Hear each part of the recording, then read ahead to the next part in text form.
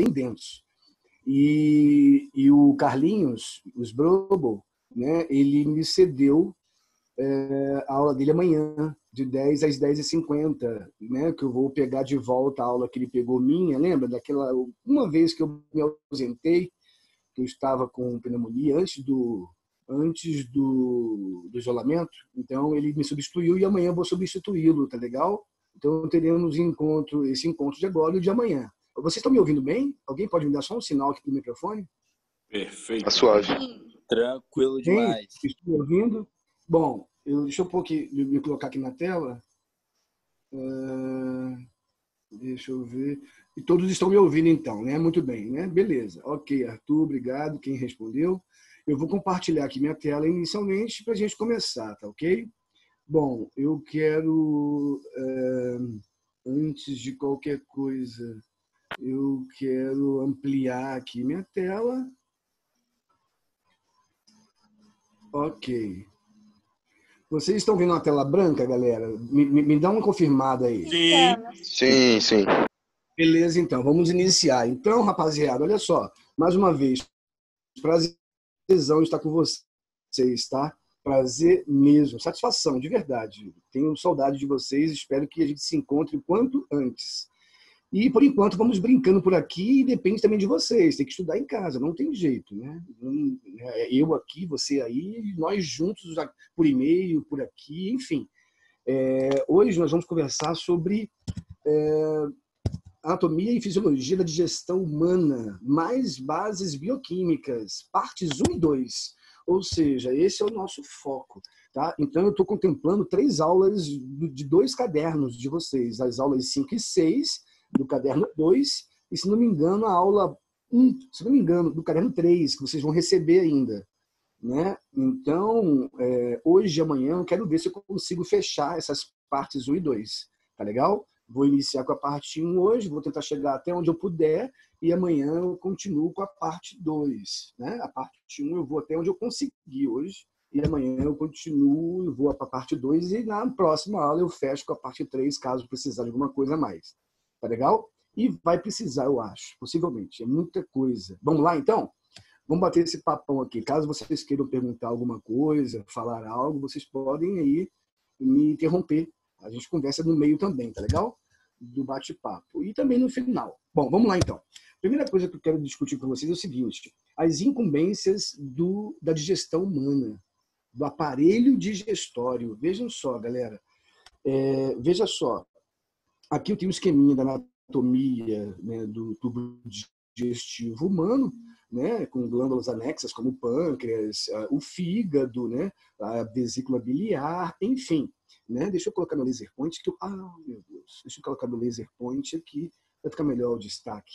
Então, eu gosto de brincar com a anatomia e fisiologia de parte a parte do tubo digestivo. E só quero te fazer um detalhe. Deixa eu falar de um detalhe. Todos os sistemas fisiológicos nossos são chamados de sistemas porque na biologia e na medicina eles são fechados. Né? O sistema respiratório, por exemplo, o ar pode ser inalado pelas vias nasais ou oral. E por aqui também ele pode sair. Então, ou seja, é fechado de fato. O único sistema fisiológico, né, aberto nosso é o tubo digestivo. Então, por isso, ele é chamado de aparelho digestório. E eu comentei isso lá em histologia, se não me engano, né? Tudo que eu jogo dentro do tubo digestivo, eu estou jogando para fora do corpo. Né? Por quê? Porque ele é aberto. Então, tanto é que as glândulas salivares, lembram? As glândulas gástricas, que vamos ver aqui, esses 2 tipos de glândulas, são glândulas exócrinas. Vão produzir suas secreções e lançá-las no interior de alguns órgãos, como boca, estômago, ou seja, para fora do corpo. Por isso que o termo formal e atual é aparelho digestório, tá legal? Mas muitos livros trazem como sistema digestivo, sistema digestório, não tem problema, tá certo? Então vamos lá. As incumbências da digestão. Vamos pegar aqui um alimento, por exemplo, o pão. O pão é um alimento. Ele é rico em qual nutriente? Carboidrato. Qual tipo de carboidrato? Monossacarídeos, oligosacarídeos, polissacarídeos?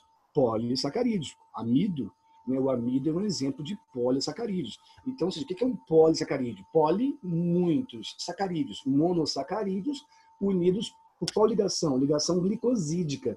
Então, eu tenho que degradar esses polissacarídeos do pão, esses nutrientes desse alimento, que é o pão, em pedaços menores, oligosacarídeos. E esses oligosacarídeos eu tenho que desmantelá-los para poder gerar os monossacarídeos, porque eles são pequenininhos. Agora eu posso absorvê-los em algumas regiões intestinais e levá-los para o sangue, certo? E aí o sangue vai doar esses monossacarídeos para as células do meu corpo inteiro, em especial músculos, neurônios e também fígado, para que eu possa então gerar primeira fonte, gerar energia utilizando os monossacarídeos como primeira fonte de energia de qualquer ser vivo, né? Os monossacarídeos. Então, ou seja, eu não consigo absorver o amido, ele é uma macromolécula, ele é muito grande. Então, eu tenho que desmantelá-lo em seus elementos formadores, ou seja, nas moléculas que os compõem, para que eu possa absorvê-los. Eis o grande tchan da digestão. Outro exemplo, os lipídios, como triglicerídeos, por exemplo, eles são compostos orgânicos e eles são formados por moléculas. Quais? No caso dos triglicérides ou triglicerídeos, eles são formados por um glicerol e 3 cadeias de ácidos graxos. Eu quero essas moléculas, mas elas, na forma de triglicerídeos, são, poxa, é um composto grande, é uma macromolécula, não consigo absorver, então tem que digerir tudo isso em seus elementos formadores. Tem que gerar, então, o glicerol, tirar os ácidos graxos, aí sim poder absorver e usar, por exemplo, como segunda fonte de energia armazenada, no caso da gordura lá em adipócitos. Então, esse é o grande tchan. Aqui, proteínas, por exemplo. As proteínas são formadas por muitos aminoácidos. Então, eu posso chamá-las de polipeptídeos. Muitos, peptídeos, aminoácidos, ligados por ligação peptídica. Então, eu tenho que quebrar as proteínas em oligopeptídeos, pedaços menores, e esses quebrar esses óligos em aminoácidos, para que eu possa absorvê-los. E aí por diante, certo, pessoal? Esse é o grande tchan. As incumbências quais são? A mastigação, que é um tipo de digestão, no caso mecânica, na boca. Eu fragmento o alimento para eu poder dar mais acesso aos sucos digestivos e suas enzimas aos nutrientes daquele alimento fragmentado.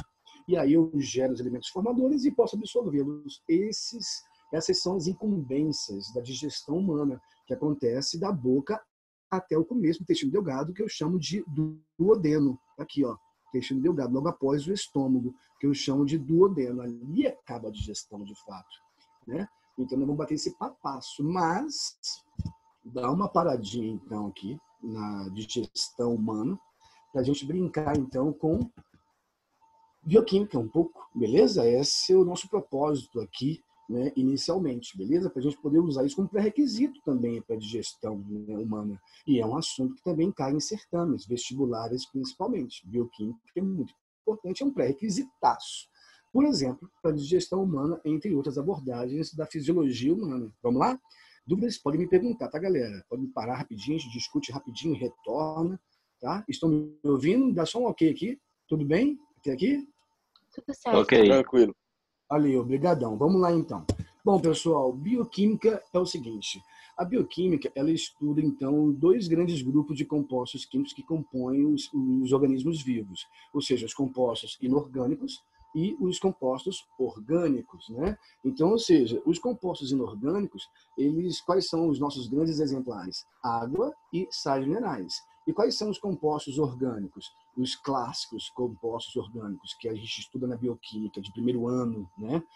Carboidratos, lipídios, vitaminas, proteínas e ácidos nucleicos. Nós vamos ter que ver tudo isso o mais rápido possível, com o máximo de cuidado possível, claro, né? Não quero atropelar vocês. Então, eu quero só fazer uma perguntinha. Vocês têm ideia de qual é a diferença gritante entre compostos orgânicos e compostos inorgânicos? Alguém tem alguma ideia? A presença de carbono? Ué, o CO2 tem carbono e é inorgânico. Bom, eu sei. Então, vamos lá. Para otimizar o tempo, né? Eu vou, então, tentar responder o mais rápido, caso alguém não me responda antes. É o seguinte, os compostos inorgânicos, muitos têm carbono, mas não têm cadeias centrais de carbono. Os compostos orgânicos, eles apresentam, a maioria, pelo menos, cadeias centrais de carbono. Então, essa cadeia central da glicose. A glicose é o C6H12, ou seja, C6, tem 6 carbonos. Ela se encontra de forma fechada, a cadeia, né? No anel aromático. Mas vamos supor que eu abra a cadeia da glicose, por exemplo. Eu vou ter lá 6 carbonos, ligadinhos por ligações covalentes. E aí, ou seja, se eu tenho uma cadeia central, eu posso, então, ramificar esse composto. E se eu ramifico esse composto, eu deixo ele mais complexo. Quanto mais complexo o composto, os orgânicos têm esse perfil, eu tenho mais condições de guardar mais energia nas ligações químicas que são numerosas, nos compostos orgânicos.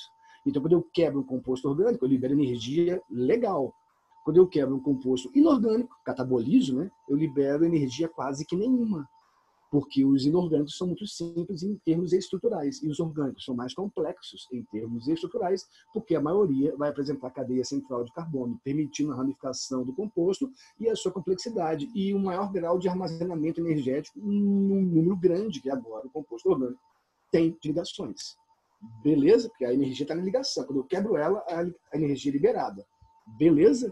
Então tá, então vamos primeiro falar de água e sais minerais, os inorgânicos. Depois a gente fala dos orgânicos, beleza? Olha só, galera. Aqui eu tenho uma moléculazinha de oxigênio. Uma grande propriedade de água, perdão. Uma grande propriedade da água é o quê? É o fato dela ser um grande solvente, um solvente universal. Por que solvente universal? Porque a maioria das coisas no planeta Terra dissolve-se na água. Por quê? Porque a água é polar. Então, veja, se a água é polar, porque eu tenho dois polos elétricos bem definidos. O que é algo polar, como uma molécula de água? É aquele composto, líquido ou solução, por exemplo, que é formado por átomos com distribuição homogênea de cargas, onde eu tenho definidinho um polo positivo e um polo negativo. Beleza? Isso é ser um composto polar. A água tem dois polos, veja, um polo positivo e um polo negativo. Então, é um dipolo elétrico. É polar, tem um perfil de composto polar. Se a maioria das coisas na Terra dissolve sem água, é porque a maioria das coisas na Terra também tem perfil polar. Ou seja, tem afinidade com água, é hidrofílico. Tudo que dissolve sem água é hidrofílico. Então, se eu pegar um composto, seja lá o que for, e colocar em água e acontecer aqui a dissolução, a mistura de forma homogênea, porque se eu tenho uma gota de azeite num copo d'água, eu tenho uma mistura. Eu tenho, só que heterogênea. Aqui eu tenho uma mistura homogênea, típica daqueles compostos que dissolvem sem água. Então, aqui, ó, conforme eu vou introduzindo um líquido de uma outra cor e há afinidade com a água, nesse caso há, de fato, então eu tenho uma mistura homogênea. Veja, a dissolução, eu pego uma colher de sal, colher de açúcar, ponho num copo d'água e misturo. Vai haver dissolução. Então, ou seja, eu tenho hidrofilicidade desses compostos, do açúcar, do sal, que eu pus no copo d'água. Então, essa é uma grande propriedade da água, o fato dela ser um solvente universal. E você sabe que a água é fundamental, dentre tantos outros fatores, porque ela é a fonte da vida. Uma resposta para essa pergunta qual é? Por que a água é a fonte da vida? Quase ninguém consegue responder isso direito. A água é a fonte da vida? Por quê? Não é porque a gente veio da água, não é porque 75%, 70% do nosso organismo, 65% é formado por água. Não é, isso não responde, isso é correto, mas não responde a pergunta. Por que a água é a fonte da vida? Porque as reações químicas que mantêm a vida viva acontecem em meio aquoso. Sem água não há reação. Por isso que a água é a fonte da vida, porque as reações químicas todas juntas, eu chamo de metabolismo, que a bioquímica estuda. Então essas reações todas que mantêm a vida viva acontecem em meio aquoso. Por isso que a água é a fonte da vida, porque sem água, ou níveis basais aquém do normal de água, eu prejudico aí o andamento correto da vida, certo? Beleza? Bom, uma outra propriedade da água que é muito importante falarmos, que caiu já várias vezes em certames, em vestibulares, é o fato da água apresentar uma grande coesão entre suas moléculas. Vejam só. Aqui eu tenho uma molécula de água, veja só. H2O. O oxigênio tem duas cargas residuais negativas e o oxigênio uma carga residual positiva. Então, cada molécula de água, como essa aqui central, ela pode realizar uma, duas, três, quatro ligações de hidrogênio ou pontos de hidrogênio possíveis. Então, há a possibilidade de cada moléculazinha realizar 4 ligações de hidrogênio, assim chamada pela química, porque a ligação de hidrogênio é uma atração elétrica entre átomos com cargas diferentes. Atração elétrica, mais com menos. Então, ou seja, só que essa atração elétrica, ela é tão forte, tão forte, que apresenta uma força de ligação química. Por isso que a química chama de ligação de hidrogênio. E mais nada impede também de eu chamar de ponte de hidrogênio. Então, para uma molécula para que a água líquida possa ser possível, eu tenho que ter uma união bem forte entre moléculas de água. E essa união se dá pela ligação de hidrogênio, beleza? Então, isso gera muita coesão, por isso que há a possibilidade da formação da água líquida. E se eu pegar uma porção aqui de água, né, eu posso aqui conferir nessa imagem linda, e por sinal, uma terceira propriedade da água, a questão da tensão superficial.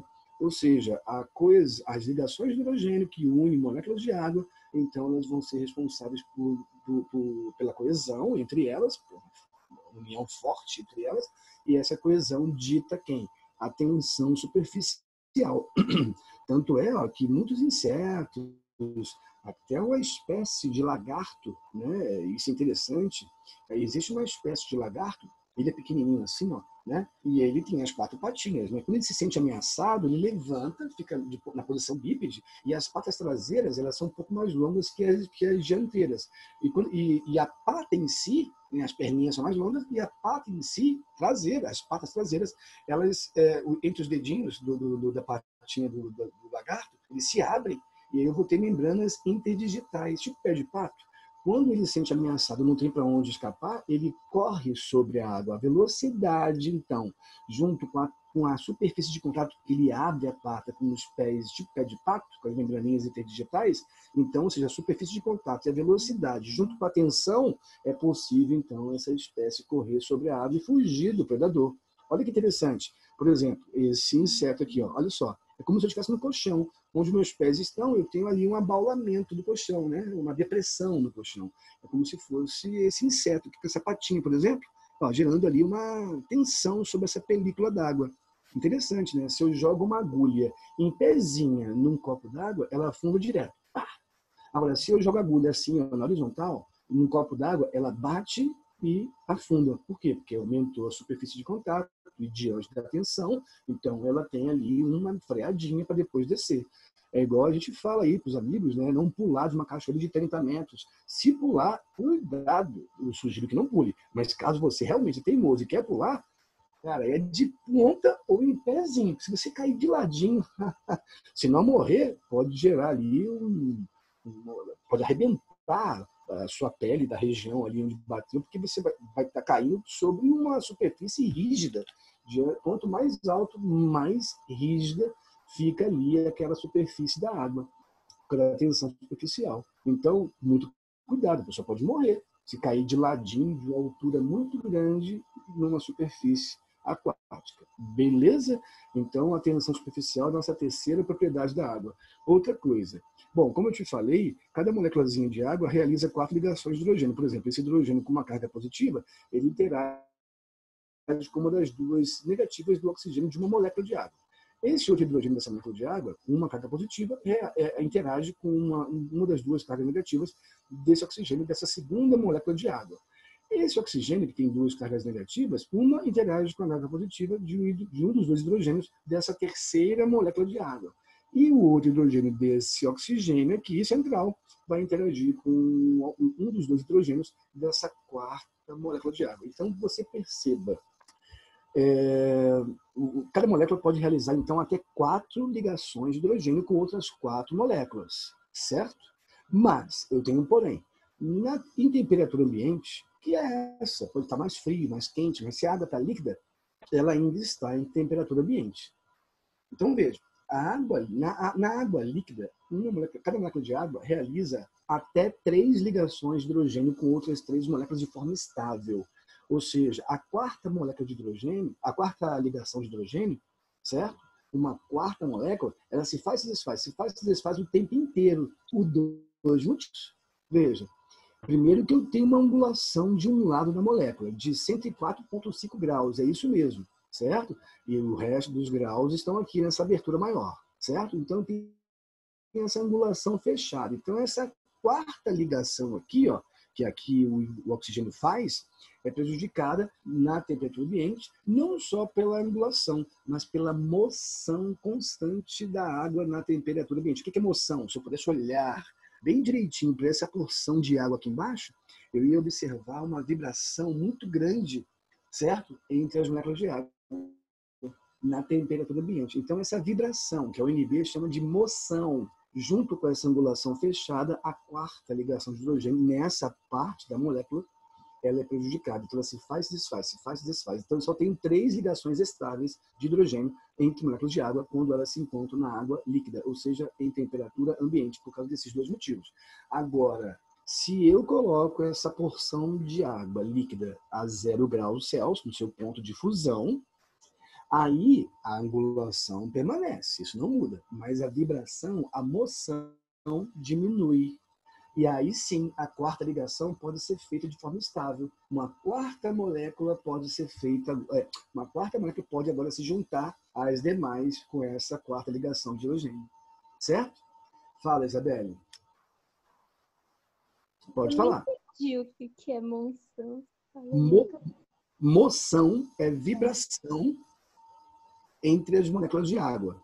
A água líquida, ela está na temperatura ambiente. Então, a moção é muito grande. A vibração entre elas, na água líquida, é muito grande.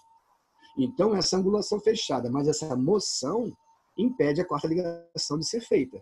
Certo? Então, só tenho 3 ligações de forma estável.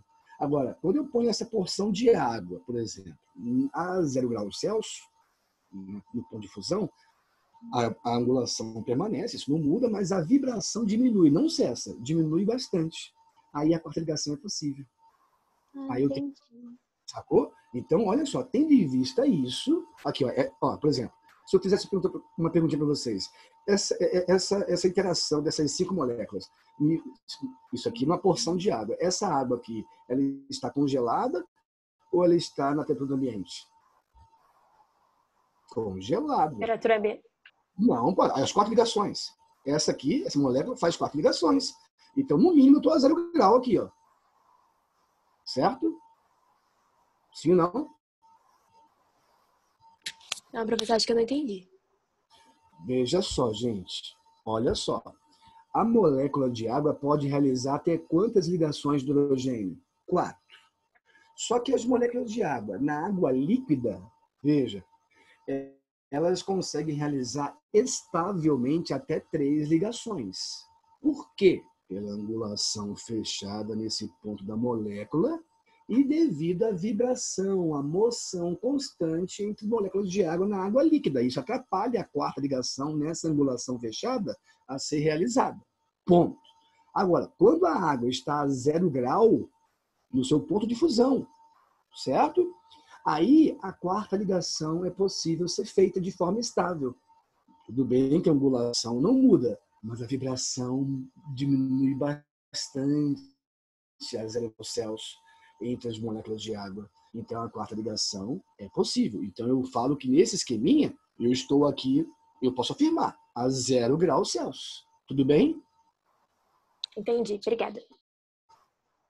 Agora, olha só, aí tendo em vista isso, que isso realmente gera um pouco ali de aflição entre os alunos, eu quero fazer uma perguntinha para os senhores e senhoritas. É claro, poxa, valendo uma balinha Frigels ou um chocolate sem muito açúcar, com muito mais cacau. Veja, considerando os 2 copos de mesmo tamanho e volume, onde o copo A contém água líquida e o copo B, água totalmente congelada. Vamos considerar que esteja totalmente congelada essa água aqui no copo B. Pergunto, qual dos 2 recipientes apresenta a maior quantidade de moléculas de água?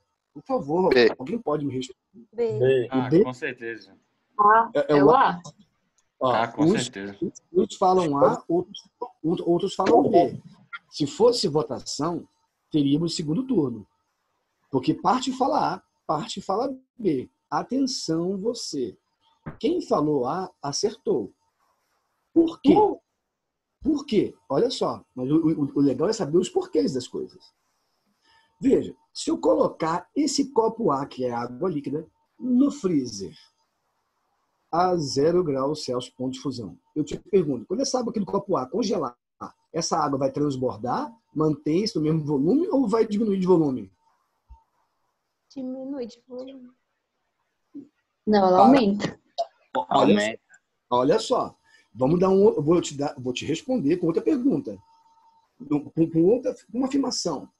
Se eu pegar uma garrafa PET qualquer, enchê-la de água até a boca e fechar bem a tampinha e ponho no freezer. Depois que essa água da garrafa PET congelar, me responda, a garrafa PET mantém-se do mesmo perfil? Ela murcha ou ela incha? Ela explode. Ela incha.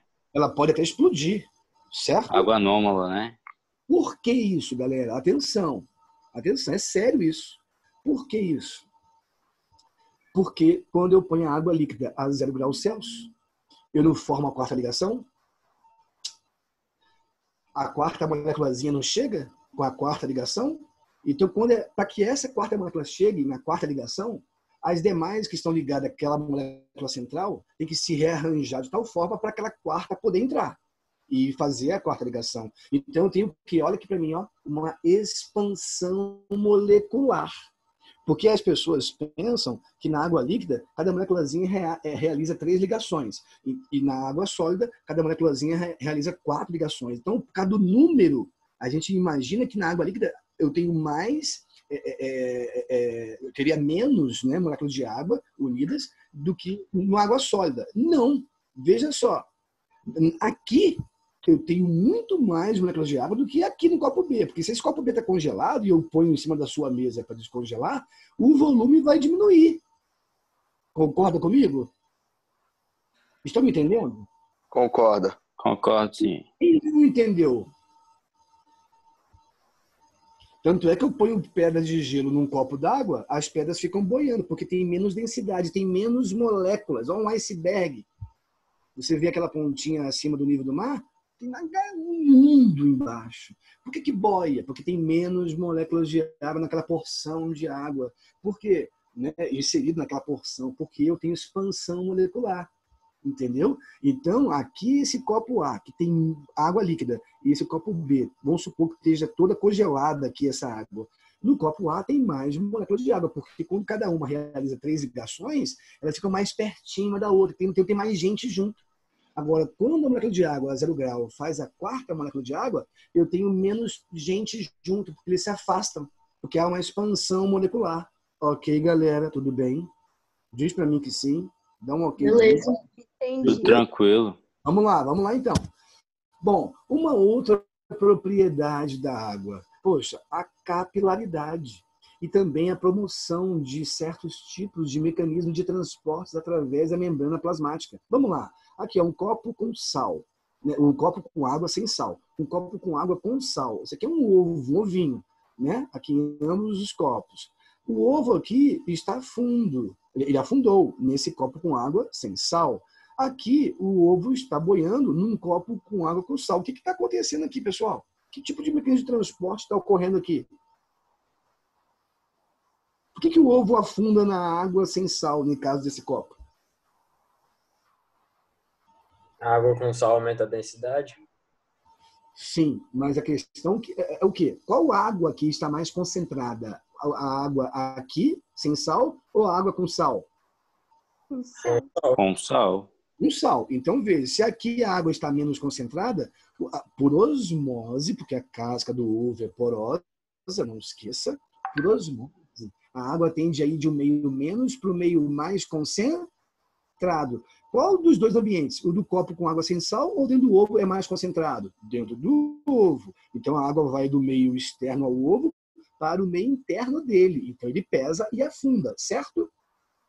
Agora, aqui o ovo boia por quê? Porque ele perde água para o copo com água, que é mais concentrado nesse caso do que o interior do ovo.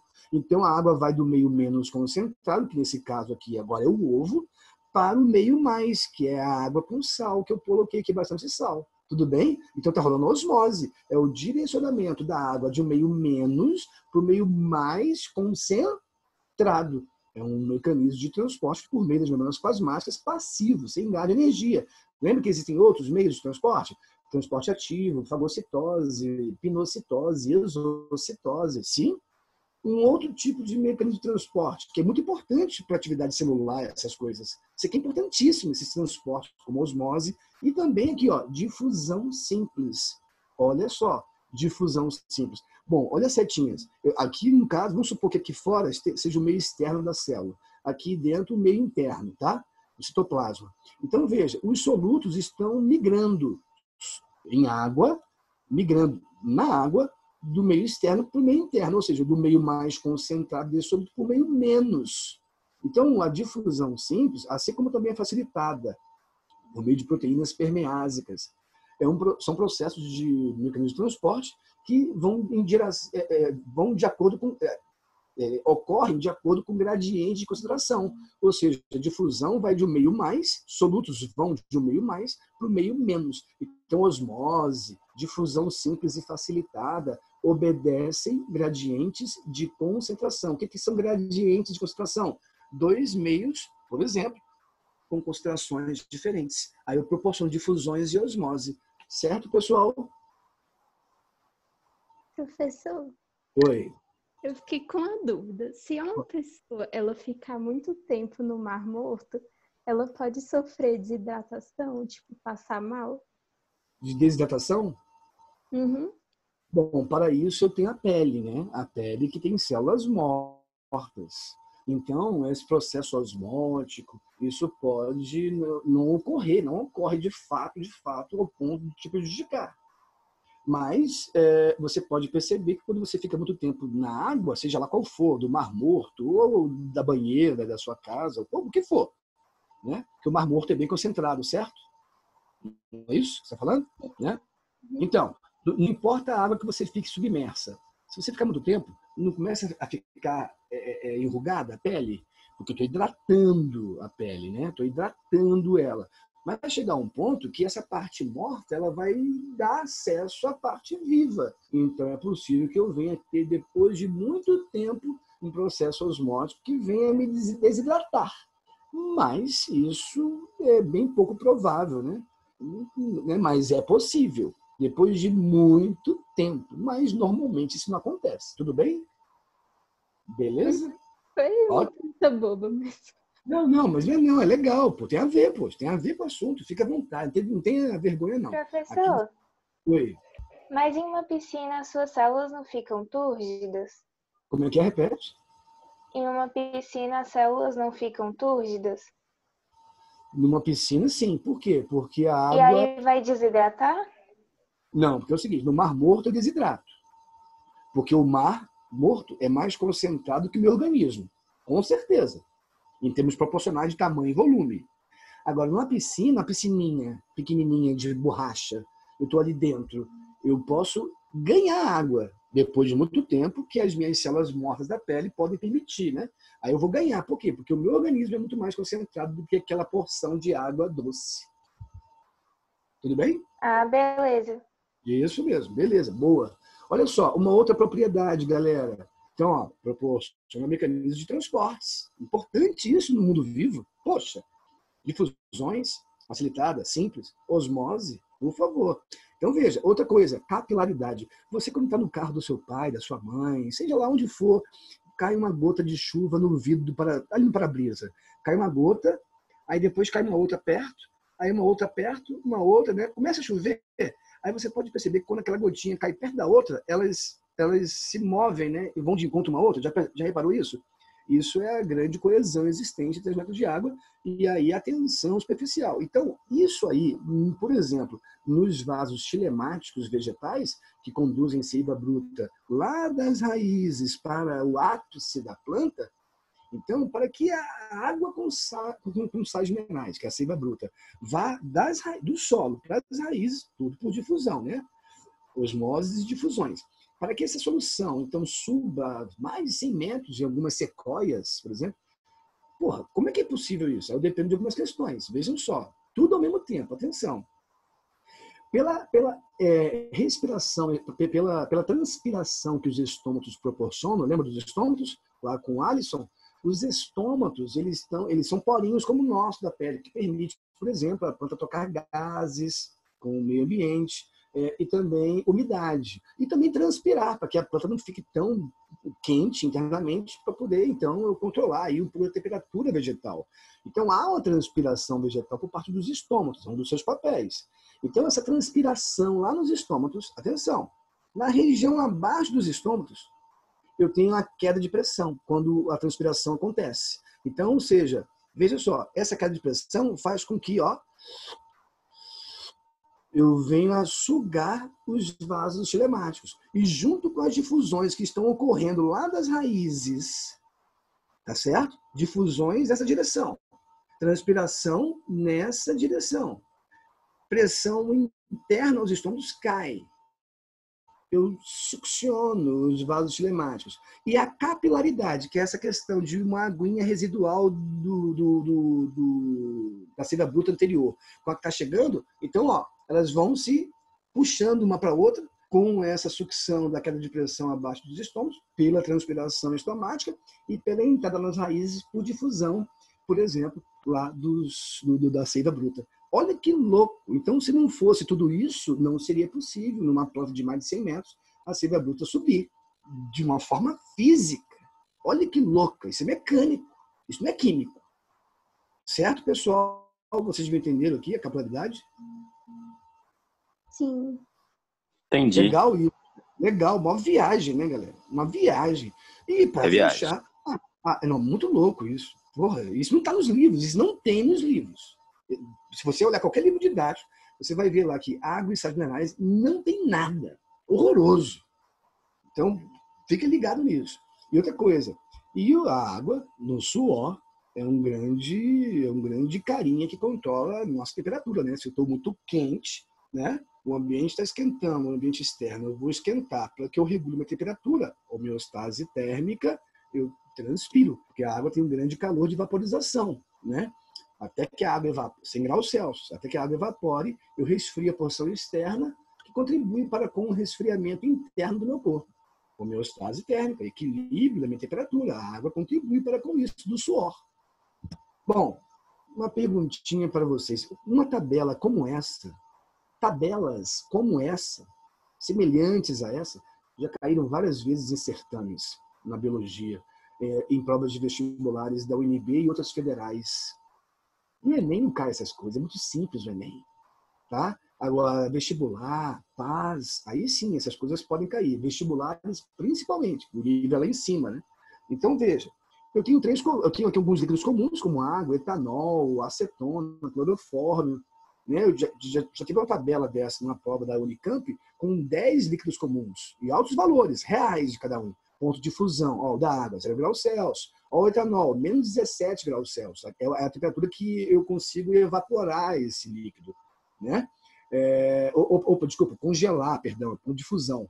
Olha aqui a acetona, menos 95. Olha o clorofórmio, menos 63. É a temperatura que eu preciso para poder, então, congelar esse líquido. Olha o ponto de ebulição, quando eu evaporo o líquido. A água, 100 graus Celsius. Opa, o etanol, 78 graus Celsius. Olha a acetona, 56. Olha o clorofórmio, 61. Vamos lá. E olha o calor de vaporização. Calorias por grama, kg. É a quantidade de energia que eu preciso injetar no sistema para que eu possa, então, separar 1 grama, né? Separar os componentes de 1 grama de um líquido X. Então, se você quiser anotar esse conceito, anote aí. Eu vou estar aqui te expondo, se você me quiser anotar. kg, calor de vaporização, o que é? É a quantidade de energia, certo? Que eu preciso injetar num sistema para que eu possa separar moléculas, 1 grama de moléculas de um líquido. Olha que louco. E você pode perceber que qual é o líquido que eu preciso de mais energia para separar suas moléculas. 540 kg, ó, a água. Olha os demais.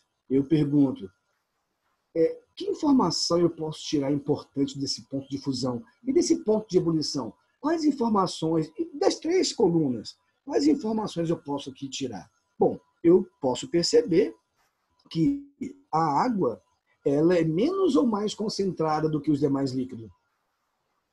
O etanol, vamos pegar o etanol como exemplo. O etanol, ele congela a menos 17 graus. Eu pergunto, ele é menos concentrado ou mais concentrado do que a água normal? Água potável? Menos. Opa, que feio, que feio. Olha só, se eu pego um copo A, pego um copo B, ambos com água do filtro, até a boca, normal, mesmo tamanho, volume. Mas no copo B, eu vou colocar 2 colheres de sal e misturar ali bonitinho. Vou colocar, então, agora os 2 copos no freezer. Qual vai congelar primeiro, o A ou o B? B. O A. Ah, Gente, anote uma coisa. Quanto mais concentrado for um meio aquoso, menor vai ser seu tempo, menor vai ser seu ponto de fusão. Ou seja, mais tempo eu vou levar para congelar aquele líquido. Então, se a água congela a 0 grau, ela é menos concentrada do que o etanol, que congela a menos 17 graus. Esse cara aqui demora mais para congelar, porque ele é mais concentrado. O que caiu na UNB, pessoal, uma vez que eu achei lindo, cara? Da UNB, não. Da USP. Unicamp, uma federal fera de Brasília, do Brasil, que eu esqueci agora qual foi. Olha que caiu, isso são uns 4 anos. Existem algumas espécies de anfíbios, algumas raras espécies de anfíbios que conseguem passar pelas eras glaciais. Caiu na prova isso, é muito fera, cara. Muito bonito. Algumas espécies de anfíbios, de pererequinhas, conseguem ultrapassar, vencer o período glacial, que nós temos eras glaciais de fato. Nós vamos estar aqui para ver a próxima. É muito demorado, né? Uma era glacial da outra. E como que esse anfíbio consegue lidar com isso? Ele, se ele fugir da água, está congelando a água. Se ele fugir, ele morre porque o anfíbio ele precisa da pele para respiração cutânea. Se ele ficar, ele morre congelado. Então, ou seja, ele não tem tu, é tu mesmo. Ele fica no ambiente dele. Vou morrer em casa, então. Aí, só que ele não sabe disso, né? Algumas espécies não sabem, mas quando ela começa a se congelar, o que acontece no seu organismo? O metabolismo vai lá para baixo. E a energia que o animal tem guardada é utilizada para 2 coisas. 2 coisas. Para fazer o coração bater bem devagarinho e conduzir o sanguezinho no animal pelo corpinho todo, bem devagar. E o outro motivo que o animal, que vai lá para baixo, o metabolismo, a energia que ele produz é para bater o coração bem devagar. E também para quê essa energia que ele produz? Bem pouquinho, para guardar a energia o máximo que ele puder. Para colocar dentro das células por transporte ativo solutos, compostos químicos. Se eu concentro o citoplasma, porque o que mais tem ali é água, eu demoro mais para o animal se congelar. Nós não temos esse mecanismo. Algumas raras espécies de anfíbios, por exemplo, têm. Isso já caiu na prova da UNB, numa prova de uma federal, que eu não me lembro qual foi agora, e várias questões sobre bioquímica foram ali retratadas e também de fisiologia. Você bota fé nisso? Não é legal, pessoal? Fala sério. Muito doido. é doido demais. Olha só que... doido.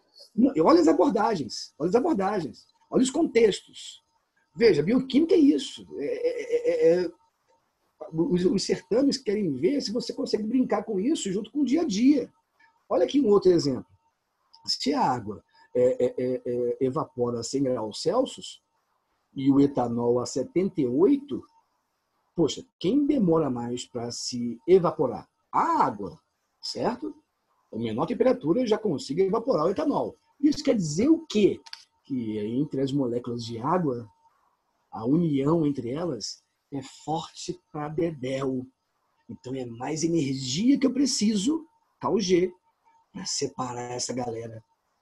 E aqui, em 78 graus, eu evaporo etanol com temperatura menor do que 100 graus, 78 graus. E a energia que eu preciso para separar esse pessoal que compõe esse líquido, menor do que da água. Por quê? Porque a união entre as moléculas do etanol é muito mais fraquinha do que a união entre as moléculas de água. Que doido, hein, galera? Fala para mim. Tudo bem? Tá Tudo claro? ótimo. Então, vamos para sais, beleza, sais minerais, vamos lá. Compostos inorgânicos. O segundo integrante desse grupão são os sais minerais. Vejam aí. Aqui eu trago uma tabela periódica, ela é uma das mais completas, né? Existem outras ainda mais completinhas. E ela traz o nome por extenso, como a UNB gosta de usar, né? O elemento químico com o nome do elemento por extenso. Veja, a gente sabe que o ferro é um metal, né, que o hélio é um gás, que o cálcio é um mineral. Eu sei das diferenças. A gente sabe. Tá aqui na tabela. Aqui estão todos os elementos químicos que constituem tudo que nós conhecemos nessa face da Terra, nesse universo. Certo? Aí, ó, a matéria que a gente conhece é composta por muitos desses, todos ou alguns, enfim. Agora, na biologia, na medicina, nos cursos de saúde, eu posso afirmar que ferro é um sal mineral, por exemplo. Cobre é um sal mineral. Alumínio é um sal mineral. Então, na biologia, na medicina e demais cursos de saúde, eu posso afirmar isso sem problema. Mas eu sei que o ferro é um metal e que o cálcio é um mineral. O sódio é um sal mineral. Enfim, tudo é elemento químico, mas a biologia eu posso tratar assim, beleza? Então, os sais minerais são os mais diversos. Sódio, oxigênio, ou seja, os elementos químicos, né? Oxigênio, sódio, cloro, potássio, enfim. Ferro, magnésio, sais minerais. Ok, pessoal? Beleza. E o que mais vale ficar aqui nesse assunto dos sais minerais que o seu livro didático algum na face da Terra traz? Eu acho um erro, cara, um erro grave. Veja, a classificação dos sais minerais em grupos, baseado nos seus graus de solubilidade e nas suas funções. Vamos ver alguns principais grupos, galera, que isso já caiu em provas também. Bom, primeiro, sais minerais, aqui, ó, constituintes de substâncias orgânicas, de compostos orgânicos. Por exemplo, hemoglobina, uma proteína transportadora de oxigênio e de CO2 dentro das hemácias, que são glóbulos vermelhos, componentes do meu sangue, certo? E a clorofila. Clorofila, que é um pigmento que reluz, né, a luz verde, por conter o magnésio lá dentro. Olha lá. Essa é a estrutura química da clorofila. Veja, olha só. Aqui é o grupo porfirínico da clorofila e aqui essa caudinha é o grupo fitol. Então, para que um vegetal, um cloroplasto, nas células vegetais, possam realizar fotossíntese, o que eu tenho que fazer? O magnésio ele é mais. E eu tenho aqui elétrons circulando velozmente no seu núcleo atômico, tá? De forma até que meio que estável. Mas, para que a clorofila comece as reações de fotossíntese, eu tenho que tirar desses orbitais do centro atômico do magnésio esses elétrons que circulam velozmente. Aqui, o magnésio está no centro do grupo porfirínico. Quem vai estimular aqui, excitar, assim é o termo formal, esses elétrons dos orbitais do núcleo do grupo do magnésio, no meio do grupo porfirínico? Quem vai excitar esses elétrons? A luz, naquela faixa X nanométrica. Certo, galera? Naquelas duas faixas nanométricas, lá de 400 a 700 nanômetros, eu tenho duas faixas, de 400 a 490, 480 e de 600 a 680. Eu tenho essas duas faixas nanométricas que conseguem excitar esses elétrons. Ai da clorofila, sem magnésio, sem esse sal mineral constituinte químico fundamental dessa substância, que é uma proteína, que é a clorofila. Olha que foda. Sem magnésio não haveria fotossíntese, não haveria vida. Simplesmente. Certo? Ó, aqui a hemoglobina. Ela é uma proteína que apresenta 4 cadeias polipeptídicas. Uma em vermelho, outra em lilás, uma em verde e outra em azul aqui, assim, né, estipulado. Esse aqui é um perfil da hemoglobina em certos softwares de computadores que a biologia da informática, ai meu Deus, esqueci a área, bioinformática, perdão. Então, assim, existem softwares que a gente faz alusão com a sequência de aminoácidos, que a gente estipula isso no laboratório, a gente joga esses dados no software e eu tenho aqui a previsão próxima, né, da estrutura conformacional tridimensional de uma proteína, como da hemoglobina. Então, eu tenho esse perfil. E em cada uma das 4 cadeias polipeptídicas, cada uma das 4 cadeias de aminoácidos, eu tenho aqui, ó, olha aqui, olha a setinha aqui, ó. O que é o grupo M? É aquela região da cadeia polipeptídica onde eu tenho ferro, certo? Então, veja, o ferro está aqui numa região X da cadeia polipeptídica.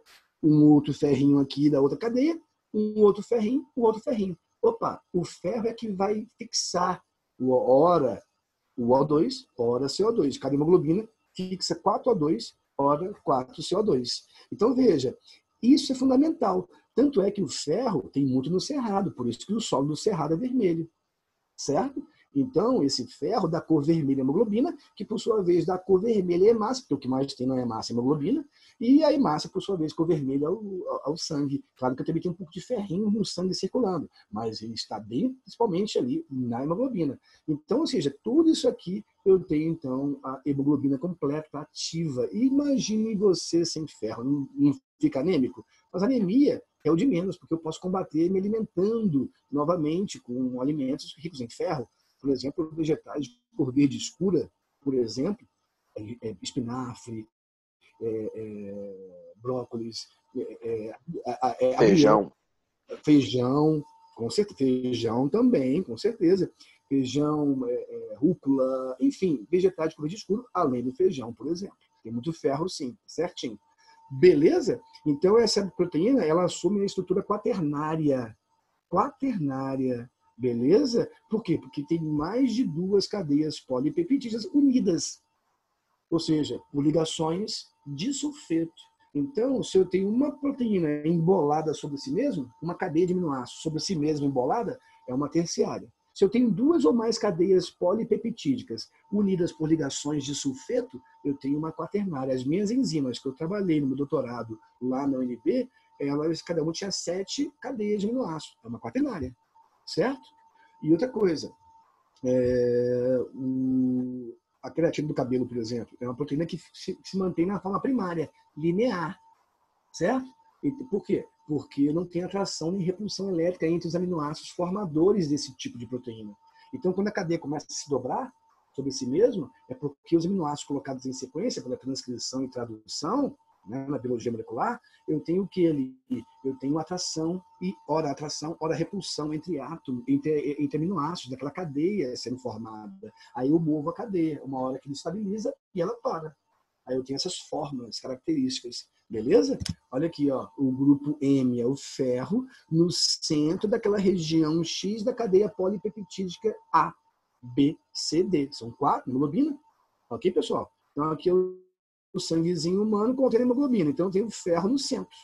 Olha o magnésio no centro do grupo porfirínico. Aí dali eu venho para o grupo fitol, que aqui não está representado. Beleza? Por isso a cor verde, porque né, o magnésio ele reflete a luz no comprimento de onda do verde. Certo? Outra coisa, vale tocar nesse assunto. Já caiu também em provas envolvendo sais minerais. Ferro e cobre. Olha aqui o cobre na hemocianina. Opa! Os anelídeos já tinham o sangue vermelho, só que sem hemácias, os anelídeos, tá? Se você pegar ali uma sanguessuga, uma minhoca aí, fizer um corte transversal, você vai ver um sanguezinho vermelho saindo dela. Clarinho, mas tem hemoglobina. Agora, algumas classes de moluscos, tá? Como por exemplo os cefalópodes, polvos, lulas, e também aquela classe de artrópodes, os crustáceos, eles têm sangue azul. Então, qual é o pigmento ali respiratório? Hemocianina. Por que azul? Porque tem cobre que reflete a luz do comprimento de onda do azul. Certo, pessoal? Então, são pigmentos respiratórios. Por que assim chamados? Que dão cor, né? Por causa dos seus sais minerais constituintes, e também porque seguram os dados respiratórios. Beleza? Bom, aquele foi o grupo de sais minerais constituintes de substâncias orgânicas, como hemocianina, hemoglobina, clorofila, são substâncias orgânicas, compostos orgânicos, são proteínas, certo? Transportadoras de gases respiratórios. Um outro grupo de sais, constituintes de estruturas de seres vivos. Poxa, olha a carapaça, por exemplo, de um caramujo, de um molusco, né? Olha a carapaça, o exoesqueleto dos crustáceos, por exemplo. Olha os nossos ossos, não são estruturas de seres vivos? Eu não tenho sais minerais? Quais são os sais minerais que eu tenho entre as células osteócitas nossas? Entre as células ósseas. Aqui é um pedaço do tecido ósseo. Na matriz óssea, ou seja, entre as células ósseas, certo?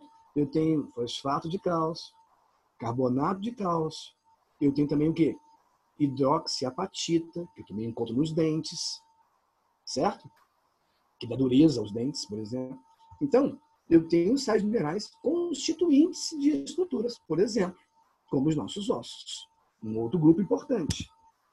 Sais iônicos são aqueles que são solúveis em água, que vão proporcionar o processo de osmose, onde a água vai de um meio menos para o meio mais concentrado, se eu tiver um gradiente de concentração, já sabem disso. E difusão, por exemplo, aqui simples, onde eu tenho o direcionamento de solutos de um meio mais para o meio menos concentrado. Isso proporciona transportes, por meio da membrana plasmática, importante para as células. Então, os sais iônicos são muito importantes por vários motivos. Por exemplo, junto com a água, possibilitar aqui, então, esses mecanismos de transporte tão essenciais para a vida celular. Então, se o meio é mais concentrado, ele é hipertônico. Se ele é menos, ele é hipotônico. Hipo, tônico, concentração. E se os meios se igualam em termos de concentração, esses meios são isotônicos, igualmente concentrados. Ok? Sais iônicos, sais solúveis. Um outro grupo de sais, galera, um quarto grupo de sais ativadores. Como é que você acha que a contração muscular acontece? Nós vamos ver isso em detalhes lá em sistema esquelético muscular. Mas eu já vou comentar rapidamente aqui com vocês. Veja, aqui, olha lá o tendão, fundindo-se aos músculos estriados esqueléticos, tecido conjuntivo propriamente dito, denso, modelado, lembram? Olha só, se eu fizer um corte transversal numa fibra muscular esquelética, por exemplo, eu voltei aqui, se eu fizer um corte transversal numa porção muscular esquelética, eu vou encontrar aqui, uma, duas, três, várias fibras musculares, certo? Então, ou seja, se eu pegar essas fibrinhas musculares e olhar de pertinho, eu vou encontrar o quê? Várias miofibrilas. Miofibrilas são fibras proteicas dentro das fibras musculares de um músculo. E se eu olhar para essa miofibrila legal aqui, eu vou ver vários pontinhos. O que eu vou encontrar? Filamentos proteicos de miosina e actina, que são proteínas contráteis. Então, veja, se eu pegar uma porção de um arranjo, né, de fibras de miosina e actina, eu vou ter isso aqui que eu chamo de sarcômero. Então, toda a miofibrila, aqui, percebe aqui, o sarcômero, ele é um sarcômero ao lado do outro, ao lado do outro, ao lado do outro, certo? Então, eu isolando um sarcômero, que arranjo, como é que eu vou estar ali com o arranjo desses filamentos proteicos de miosina e actina, que são proteínas contráteis? Olha só, eu vou ter aqui de azulzinho, então, a actina, de vermelhinho, a miosina. Veja, isso aqui, o sarcômero, está tranquilinho, quietinho ali. Os músculos nessa região estão relaxados. Para eu contrair a musculatura desse ponto, esse sarcômero, assim como os demais da miofibrila, esses sarcômeros têm que mudar de perfil. Ou seja, lá nas células musculares existe uma organela bem típica de células musculares, que são os sarcolemas, ou então retículos sarcoplasmáticos, típicos de células musculares. É ali que eu guardo sais minerais pra caramba. E aí, quando eu tenho que contrair uma musculatura, por transporte ativo, esses sais são retirados dessa organela, vão para o citoplasma, dali são retirados e jogados para fora da célula para entrar em contato com essas proteínas. Para que há o contato desses sais, a presença deles nessas fibras proteicas, filamentos de actina e miosina, muda então a conformação dessas proteínas. Então elas vão e se encontram umas com as outras. Sacou? E aí eu contraio o sarcômero, veja. E os músculos. Para eu relaxar o músculo, por transporte ativo, pego esses sais de fora das células musculares, que estão em contato com esses filamentos proteicos, jogo para o citoplasma e jogo para o sarcolema. Olha que coisa louca, bicho. E gasto energético, transporte ativo para lá e para cá o tempo inteiro. Percebe isso? Isso é muito louco. Então, veja, tanto é que eu nunca esqueço, quando eu era molequinho, eu ia para a educação física, eu nunca esqueço disso, depois que eu fui entender esse troço. Aí minha mãe falava assim, meu filho, come uma bananinha para você ir para a educação física. Eu falei, mãe, não quero não. Aí ela, meu filho, come uma bananinha, vale a pena. Eu falei, não, mãe, não quero não, obrigado. Não, meu filho, come uma bananinha. Eu falei, mãe, eu não quero comer banana agora. Mas meu filho vai te fazer bem. Eu falei, por que, mãe? Porque sim. Eu falei, tá. Aí eu ia comendo a bananinha, sem saber por quê, e ela também. Ela sabia que fazia bem, mas me explicar eu não conseguia. Por quê? Porque lá eu tenho sais ativadores, como, por exemplo, potássio, por exemplo, sódio. São alguns dos sais ativadores de proteínas contráteis. Miosina, actina, potássio, muito na banana, sódio, cálcio, cloro, são os sais ativadores. Então você pode perceber que alguns sais fazem parte de mais de um grupo. Certo, galera? Beleza? O cálcio é um sal estrutural, mas também pode ser um sal ativador. Beleza? Então, olha que interessante isso, né? Que viagem. E olha só um outro exemplo de ativação dessas miosina actina para proporcionar movimentos dentro da célula. Olha que fotos lindas, galera. Prófase mitótica, anáfase mitótica, prófase mitótica, metáfase mitótica, anáfase mitótica e telófase mitótica. A célula se dividindo ao meio. Olha aqui os núcleos bonitinhos voltando a se formar. Olha que lindo. E olha isso aqui. Anáfase, o famoso fuso acromático, o fuso mitótico na mitose, fuso meiótico na meiose. O que é isso? Eu tenho aqui um par, não dá para ver direito, né? A coloração é artificial, mas a foto é real. Aqui eu tenho um par de centríolos, aqui outro par de centríolos. E fundido a eles, eu tenho as fibras do citoesqueleto que puxam os cromossomos para os polos. Como que eles puxam? Porque eles querem? É porque essas fibras tubulínicas do citoesqueleto, formados por tubulinas, proteínas, elas vão ter filamentos de miosina e actina que, na presença de sais XYZ ativadores, vão mudar a conformação dessas miosina e actina, proporcionando então a contração dessas fibras tubulínicas do citoesqueleto e o transporte para os polos dos cromossomos. Putz, grilo.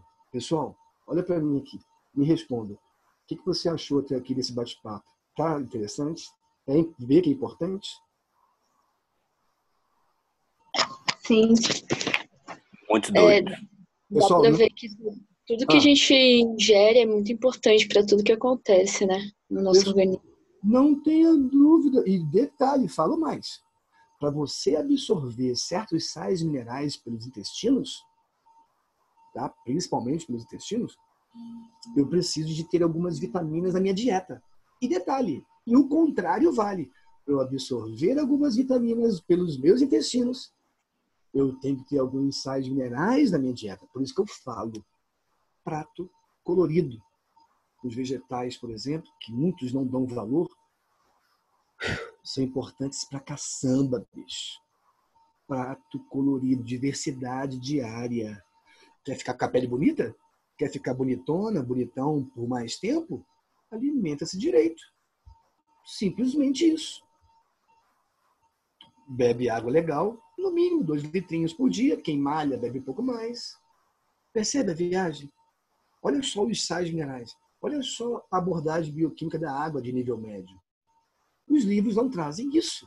E a UNB e outras federais cobram isso. Isso aí está se aproximando naquele patamar entre o nível médio e o nível superior. Louco! Isso não é louco, pessoal? Professor, deixa eu tirar uma dúvida. Hum. Só me confirma, a miosina, quando ela se contrai, é só pelo transporte ativo de soluto que está saindo dela, ou que está entrando nela, né? Não, perdão, está saindo. Não, calma. Para que esses filamentos proteicos de actina de azul e de miosina de vermelho se contraiam, mudem a sua forma estrutural, a sua conformação tridimensional, de forma reversível, como se fosse uma desnaturação proteica, só que reversível. Certo? Por exemplo, se eu pegar a enzima salivar, ela não atua em pH neutro na boca, não vamos ver isso em digestão. Eu não vou chegar lá. Se eu colocar ela no estômago, pH é ácido, ela vai atuar? Não, porque eu desnaturei ela lá, certo? De forma irreversível. Agora, aqui, quando os sais que estão dentro dos sarcolemas, organelas de células musculares, saem do sarcolema, vão para o citoplasma, saem do citoplasma, vão para fora da célula muscular por transporte ativo, e esses sais, em contato com esses filamentos proteicos, o contato desses sais ativa a desnaturação, vamos dizer assim, irreversível. Ou seja, a mudança conformacional da proteína, miosina e actina. E aí, o sarcômero, aqui, ó, se contrai. A musculatura se contrai. Para que o sarcômero se relaxe, né, volte à posição normal e o relaxe a musculatura, eu tenho que ir por transporte ativo, com muito gasto energético. Por isso que as células musculares gastam energia pra caçamba. É por isso. Ou seja, eu tenho que tirar loucamente esses sais de fora da célula para eu não mais ativar essas proteínas, elas voltarem à sua conformação original, colocar para dentro da célula e da célula colocar para o sarcolema. Olha que ida e vinda, é o tempo inteiro, não para, e é rápido, bicho.